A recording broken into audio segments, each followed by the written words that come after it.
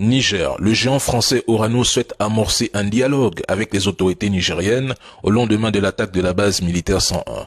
Le groupe se dit favorable à une solution négociée concernant ses activités minières et souhaite ouvrir des discussions sur l'avenir de l'exploitation de l'uranium dans le pays. Le directeur général d'Orano propose de mettre à disposition les compétences techniques ainsi que des données jugées essentielles afin de garantir un avenir durable aux mines nigériennes. Je signe ici que pour la France, la situation est une défaite géopolitique. Paris n'est pas parvenu à plier le Niger, contrairement à ce que claironnaient ces trolls malgré des pressions diplomatiques, économiques et juridiques répétées.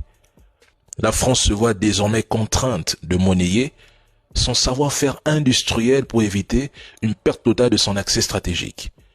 Du côté nigérien, cette crise est avant tout une victoire symbolique et politique en matière de souveraineté nationale.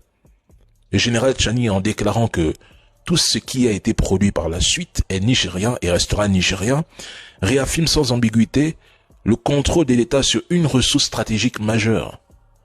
Continuez d'écouter ceux qui affirment que le Niger n'aura jamais la main sur son uranium. Continuez. Pour l'instant, le statu quo est bel et bien révolu et il est temps que la France en prenne acte. Le Niger a longtemps représenté pour Orano une source stratégique à la fois fiable, de bonne qualité et relativement compétitive en matière de coûts. Mais le pillage est révolu. Aujourd'hui, ils évoquent la diversification vers le Canada, mais cette option reste plus coûteuse et lente. Le Kazakhstan, autre alternative majeure, évolue quant à lui dans une forte sphère d'influence de la Russie, qui finance des réacteurs nucléaires et fournit de l'électricité pour pallier les déficits énergétiques.